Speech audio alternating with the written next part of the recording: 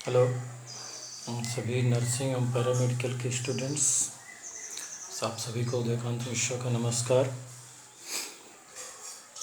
और इस लॉकडाउन में वैश्विक महामारी की इस परिदृश्य में हम आशा करते हैं कि आप सभी लोग सकुशल एवं सानंद होंगे, अपने घरों में सभी सुरक्षित होंगे, स्वस्थ हैं और कुछ दिनों तक और अपने घरों में रहें।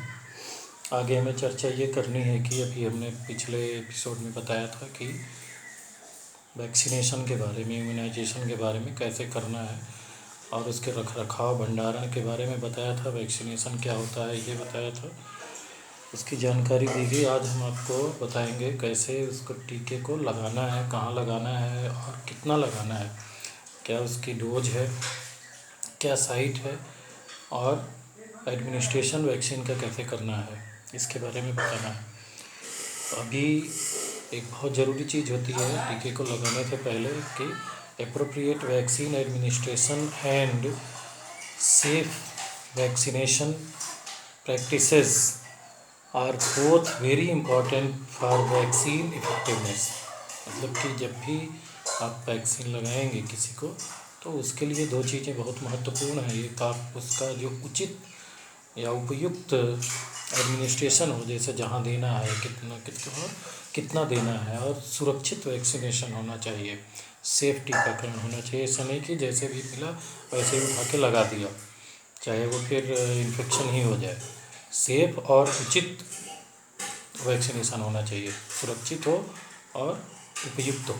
कहाँ लगाना है, साइट कौन सी है, किस हाथ में लगाना है, आईएम लगाना है, आईडी लगना है या ओरल देना है, उसको सेलेक्ट करके और फिर कितना देना है और जहाँ लगना है उस प्लेस को, उस स्थान को स्टेराइल करना है ताकि सुरक्षित टीकाकरण हो सके। सुरक्षित का मतलब कि आपको जो लाभार्थी है, बच्चा है या प्रेग्नेंट लेडी है जिसको आप लगा रहे हैं, उसकी भी सुरक्षा हो, प्लस जो लगा रहा है, जो कार्यकर्ता है, स्वास्थ्य कार्यकर्ता लगा रहा है, यूज़ कर रहा है, वो उसका भी सुरक्षित होना ज़रूरी है। प्लस उसके बाद जो उसका वेस्ट प्रोडक्ट होता है, वैक्सीन का वायल है, नीडल है, सिरिंजेस हैं, उनका भी निस्तारण अच्छे ढंग से होना चाहिए ताकि वातावरण भी सुरक्षित रहे, अर्थात लाभार्थी भी सुरक्षित, स्वास्थ्य कार्यकर्ता भी सुरक्षित हो और वातावरण भी सुरक्षित हो, ताकि सुरक्षित टीकाकरण हो सके। और इन सब चीज़ों के बीच में 3-4 चीज़ें हैं जो बहुत महत्वपूर्ण हैं, जो साइट्स हैं, कहाँ पे लगाना है, कितना लगना है। तो उसके लिए एक तो 4 चीज़ें जान लीजिए। सबसे पहले एक आईडी, इंट्राडर्मल, या जिसको बोलते हैं कि चमड़ी में लगाना। The vaccine is injected into the top layer of the skin, यानी कि जो स्किन की टॉप लेयर है उस पर इंजेक्ट करना है।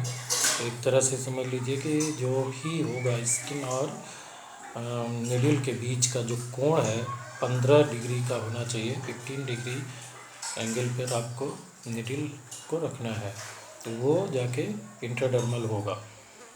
इसके बाद दूसरा नंबर आता है सबक्यूटेनियस। सबक्यूटेनियस मतलब the vaccine is injected into fatty tissue below the skin and above the muscles. Skin के नीचे और मसल्स के ऊपर जो टिश्यू होता है, फैटी टिश्यू होता है, फैटी स्टोरेज होता है, उसी में लगना है, ना तो मसल्स में लगना है ना तो स्किन में लगना है, वो कहलाता है सबक्यूटेनियस। और तीसरा है आईएम, इंट्रामस्कुलर, मसल्स में, मांसपेशियों में जाना है। उसके लिए आपको क्या करना है, 90 डिग्री पर सीधे नीडल को इंजेक्ट करना है, इंसर्ट करना है उसमें, जहाँ भी लगना है, हाथ में लगना है या पैर में लगाना है, जहाँ जो साइट है उसकी। और एक चौथा है ओरल, मुंह से दिया जाने वाला वैक्सीन टीका, जिसमें आपका पोलियो का ड्रॉप आता है, ओपीवी, ओरल पोलियो वैक्सीन, और रोटावायरस, जिसको इसके अलावा विटामिन डी तो वैक्सीनेशन के साथ ही दिया जाता है, बट वो वैक्सीन नहीं है, न्यूट्रिशनल सप्लीमेंट है, उसको भी ओरल देना है। तो ये 4 साइट हो गई जिससे आपको वैक्सीनेशन करना है, वैक्सीन को देना है। इसमें इंट्राडर्मल और सबक्यूटेनियस के लिए आपको स्किन और निडल के बीच में 45 डिग्री का कोण होना है, 45 डिग्री कोण पे उसको रखना है। और IM इंट्रामस्कुलर 90 पे सीधी नीडल को इंजेक्ट करना है, ओरल मुंह से देना है, ड्रॉप पिलाना है। और एक बहुत महत्वपूर्ण चीज़ होती है रिकॉन्स्टिट्यूशन। आपको कुछ वैक्सीन्स ऐसी हैं जिनको रिकॉन्स्टिट्यूट करना पड़ता है, मतलब वो पाउडर फॉर्म में आती है, उसमें आपको डाइल्यूएंट मिला के प्रिपेयर करना पड़ता है और उसके बाद उसे यूज किया जाता है। तो उसमें आपका BCG और मीजल्स आता है, दोनों के डाइल्यूएंट अलग अलग होते हैं। ये बहुत ध्यान देने वाली चीज़ होती है कि डाइल्यूएंट मीजल्स का BCG में ना लग जाए और BCG का मीजल्स में ना लग जाए, इसलिए अप्रोप्रिएट डाइल्यूएंट भी होना चाहिए।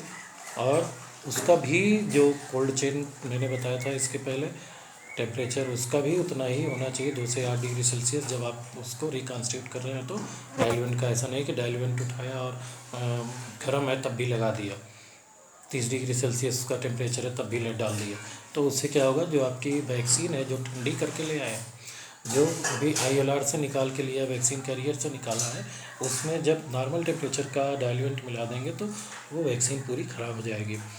तो ये reconstitution is the process of mixing vaccines that come as powder with the diluent provided with the vaccine. तो इसमें दो चीज़ हो गया, एक BCG का डाइल्यूएंट है जो नॉर्मल सेलाइन होता है, सोडियम क्लोराइड नॉर्मल सेलाइन होता है, जो कि 10 डोज और 20 डोज में आती है। तो उसमें अगर 10 डोज 1 ml आपको डाइल्यूएंट BCG का नॉर्मल सेलाइन करेंगे, क्योंकि वो लगती है आपका 0.05 ml BCG का, या कभी कभी ज़्यादा दिन होने पे 1 महीना पर अगर है तो 0.1 ml भी लगता है। 0.1 है तो 10 डोज हो जाएगा 0.05 ml। ध्यान रखिएगा 0.05, 0.5 नहीं, 0.05, ठीक, 0.05 लगना है। और 1 ml अगर नॉर्मल सेलाइन डाइल्यूएंट से डाइल्यूट करेंगे, उसको रिकॉन्स्टिट्यूट करेंगे, तो उसमें आपका 20 डोज तैयार होगा। इसी तरह से इसका है मीजल्स के लिए आपको pyrogen free double distilled water, pyrogen माने तो फीवर या उसे ऐसा हो कि जिसमें फीवर ना आए, और distil water, double distil water या डिस्टिल वाटर भी बोल सकते हैं। Pyrogen free double distil water होता है जो मीजल्स का डाइल्यूएंट है, कहीं कहीं पे उसको केवल डिस्टिल वाटर या वाटर ही लिखा होता है। तो ये दो चीज़ें डाइल्यूएंट की हैं। और तीसरी चीज़ एक बहुत इम्पॉर्टेंट चीज़ है कि जो भी रिकॉन्स्टिट्यूएंट वाले टीके हैं उनको आपको 4 घंटे के अंदर यूज कर लेना है, इस्तेमाल कर लेना है, नहीं तो वो टीके यूज करने पे 4 घंटे के बाद यूज करने पे या 5 घंटे के बाद यूज करने पे वो ख़राब हो सकते हैं, जिसके कारण जिसको दिया जाएगा उसमें उस व्यक्ति को, उस लाभार्थी को या उस बच्चे को नुकसान हो सकता है, क्योंकि उसको फिर उसमें बैक्टीरिया डेवलप हो जाते हैं, स्टाइफ्लोकोकस ऑरियस का डेवलपमेंट हो जाता है, जिसके कारण जब टीके दिए जाते हैं तो कभी कभी जो इन्फेक्शन होता है उसको बोलते हैं TSS, टॉक्सिक शॉक सिंड्रोम। तो उससे टॉक्सिक शॉक सिंड्रोम से बचने के लिए आपको 4 घंटे के अंदर उसको यूज कर लेना है, टेम्परेचर मेंटेन करना है, और रिकॉन्स्टिट्यूएंट वाले टीकों को कभी भी दोबारा आपको कैरियर बॉक्स में नहीं रखना है, ILR में नहीं डालना है, वो फिर डिस्कार्ड करना है, चाहे वो यूज हुआ हो चाहे नहीं यूज हुआ। ऐसा नहीं यूज हुआ तो BCG को रख दिया और कल लगा लेंगे, ऐसा नहीं हो सकता BCG और मीजल्स के लिए।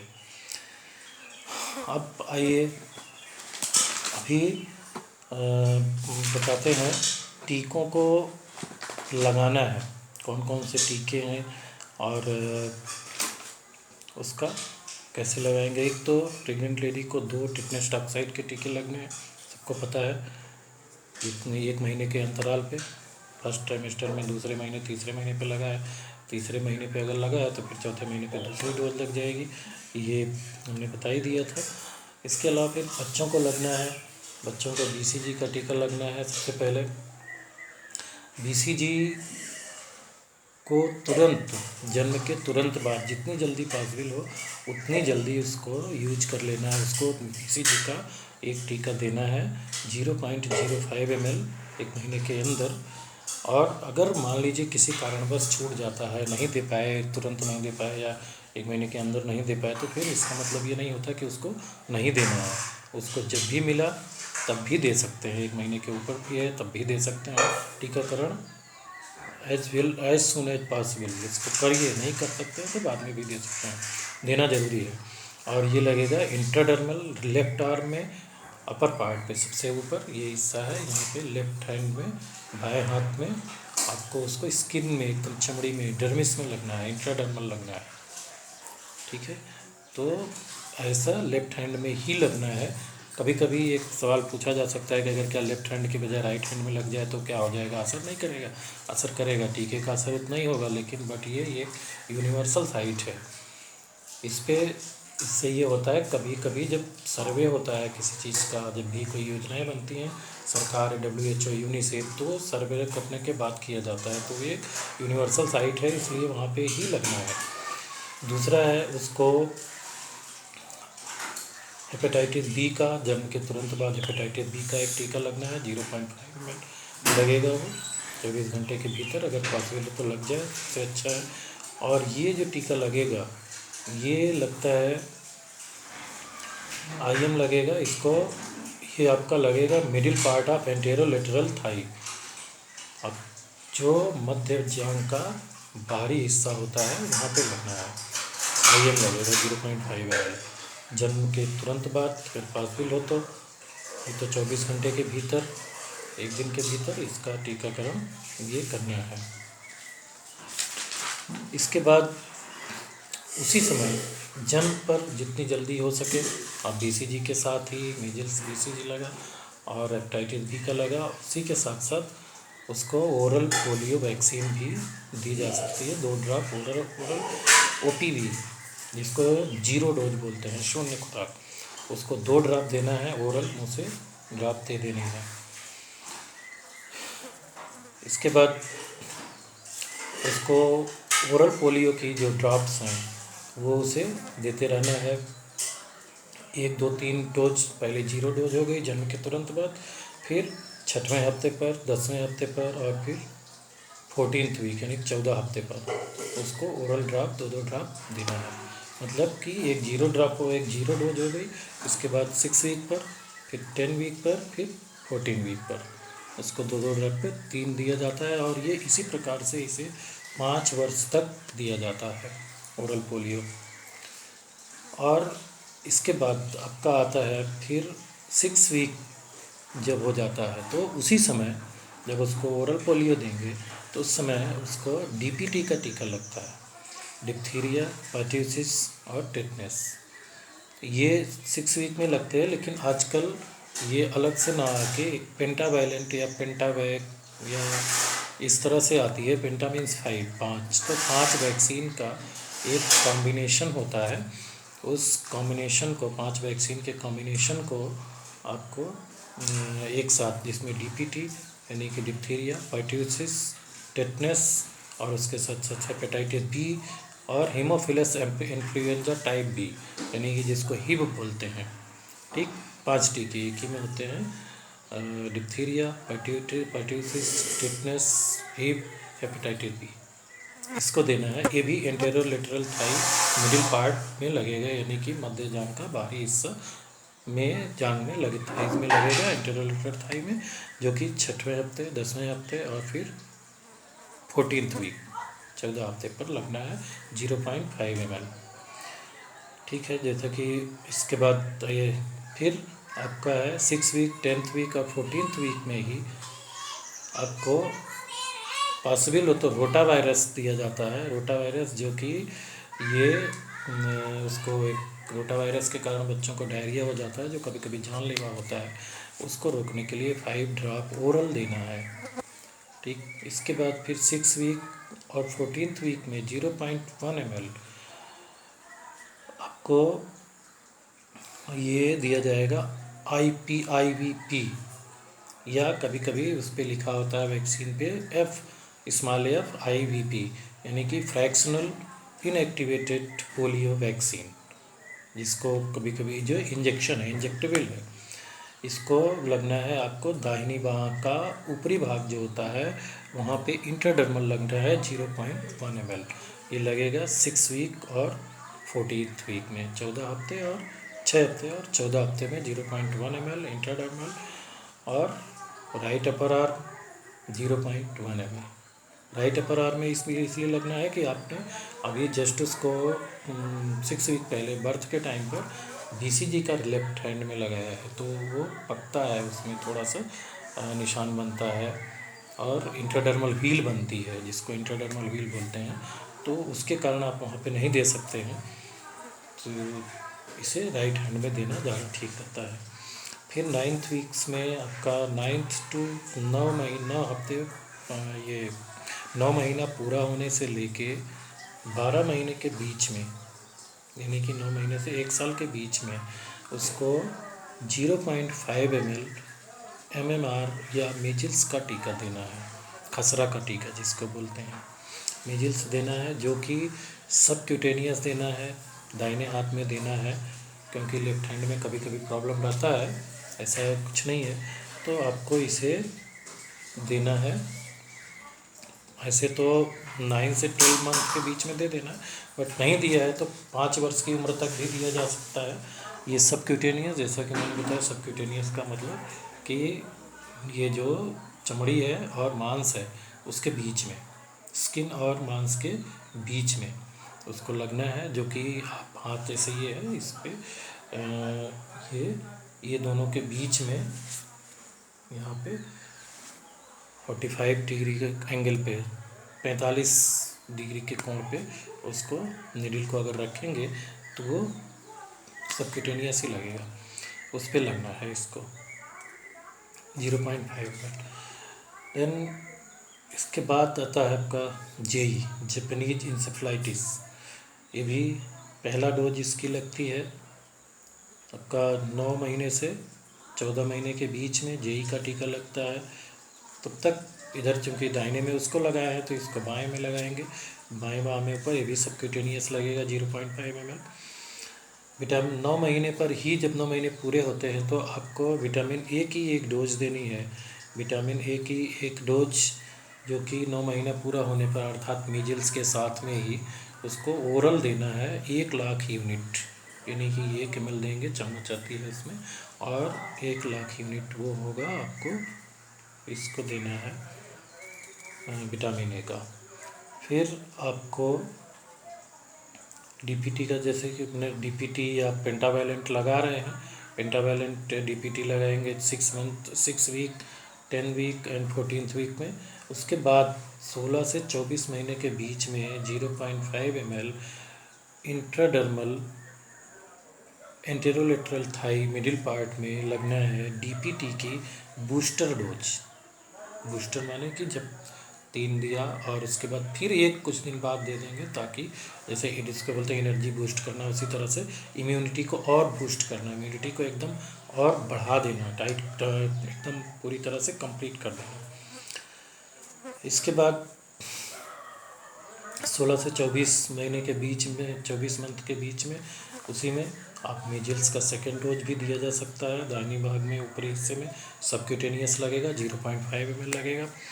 फिर ओरल पोलियो का जो है बूस्टर डोज भी 16 से 24 मंथ के बीच में 2 ड्रॉप दे सकते हैं।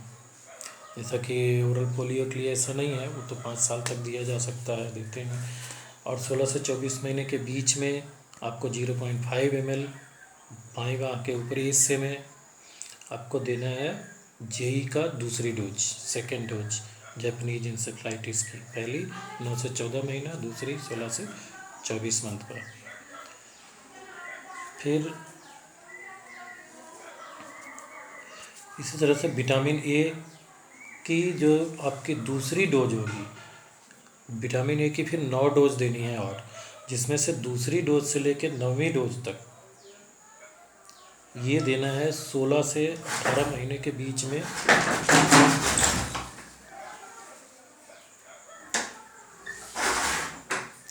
16 से 18 महीने के बीच में आपको विटामिन ए की दूसरी डोज देनी है, और इस डोज को 5 वर्ष तक, 5 वर्ष की उम्र तक देना है हर 6 महीने पर। यानी कि इस तरह से ये इसकी कुल मिला के 9 डोज हो जाएगी, आपको हर 6 महीने पर एक एक डोज 5 वर्ष तक देनी है और 2 ml देना है, यानी कि 2 लाख यूनिट ओरल, समझ गए ना, 2 लाख यूनिट यानी कि 2 ml देनी है। पहली डोज आपने दिया मीजल्स के साथ में विटामिन ए का, दूसरी डोज आपने दिया 16 से 18 महीने के बीच में, और देन 5 साल तक उसको हर 6 महीने पर एक एक डोज उसको देना है, यानी कि दूसरी से 9वीं डोज इससे शुरू हो जाएगी 16वें महीने से। 2 ml देना है, 2 लाख यूनिट ओरल।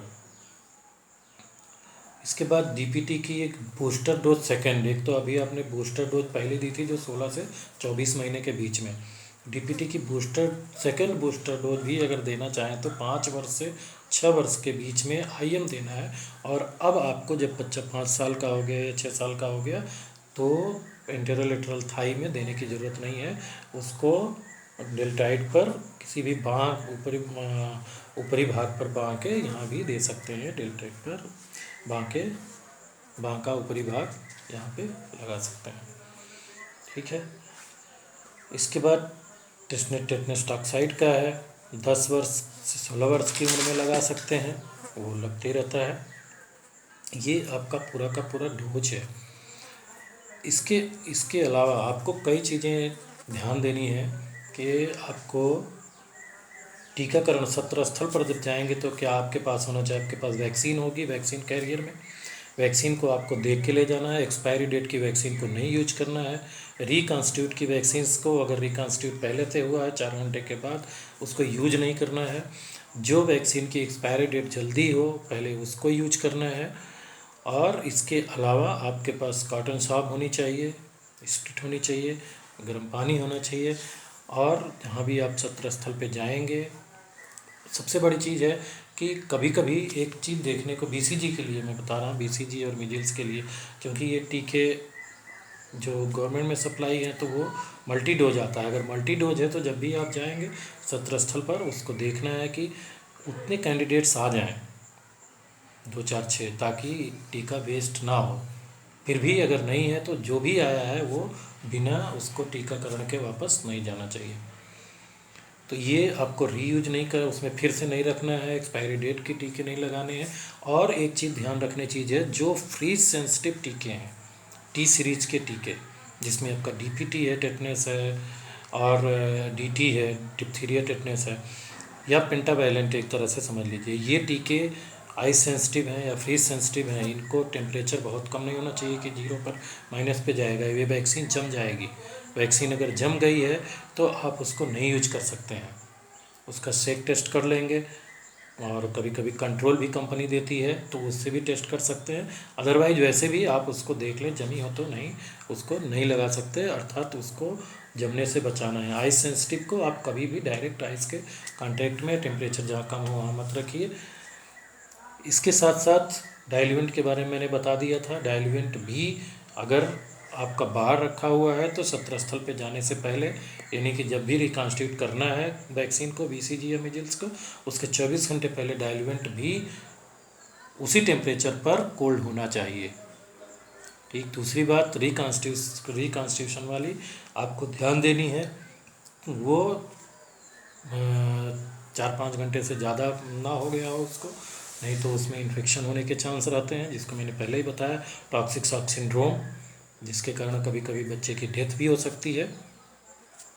ये यूज करना है। कभी भी हिप पे या बुटक पे इस पर टीके नहीं देने हैं आईएम बच्चे को, क्योंकि वहाँ पे सियाटिक नर्व के डैमेज होने का खतरा रहता है, जिसके कारण बच्चा आजीवन विकलांग हो सकता है। ये चीज़ें ध्यान रखनी है।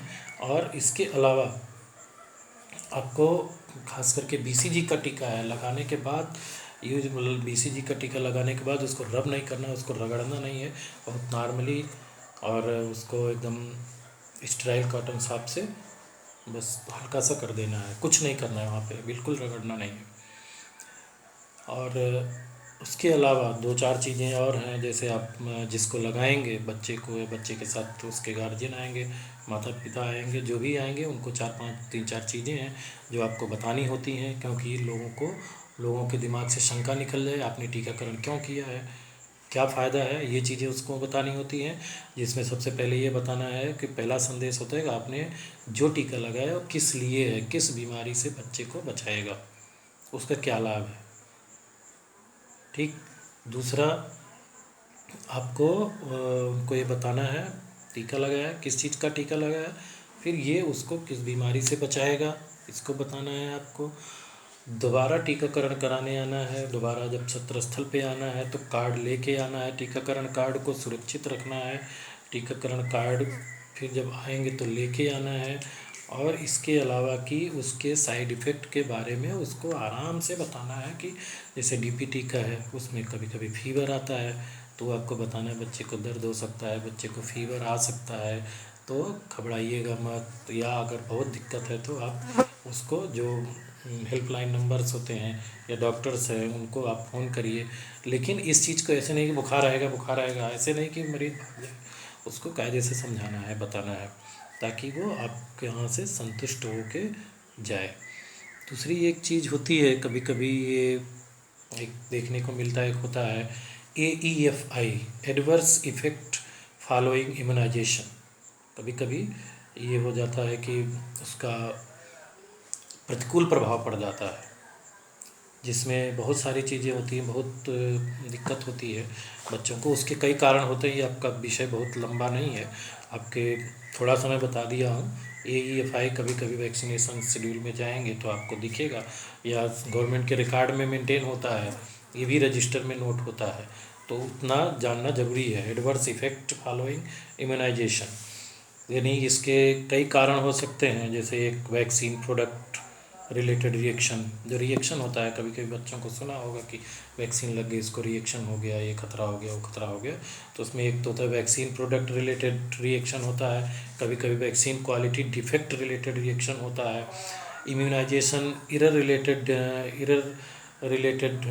रिएक्शंस होते हैं, और इम्यूनाइजेशन एंजाइटी रिलेटेड रिएक्शंस होते हैं, या कभी कभी कोइंसिडेंटल इवेंट होता है, कुछ नहीं, कोई रिएक्शन नहीं है, संजोग से हो गया। तो ये सब चीज़ों को ध्यान रखा जाता है, ये दिक्कतें आती हैं। और ये है पूरा टीकाकरण, आपको इसको पढ़ना है, समझना है, नोट्स तैयार करना है, नोट्स तैयार करके हमको व्हाट्सअप करना है। ये GNM फर्स्ट ईयर और ANM फर्स्ट ईयर का कम्युनिटी हेल्थ नर्सिंग का सब्जेक्ट है। तो आज के लिए इतना ही। आप लोग अपने घरों में सुरक्षित रहें, ज़्यादा उछल कूद ना करें जब तक लॉकडाउन चल रहा है। सरकार का प्रयास है और अपना भी प्रयास करिए, ताकि इस जंग को, कोरोना की जंग को जीता जा सके। अगले वीडियो में मैं आपको कोरोना के संक्रमण के बारे में कुछ बताऊंगा, उसका टेस्ट कैसे होता है, कौन सा मेथड यूज होता है, कौन से वायरस का डिटेक्शन होता है, इसके बारे में। थैंक यू, नमस्कार।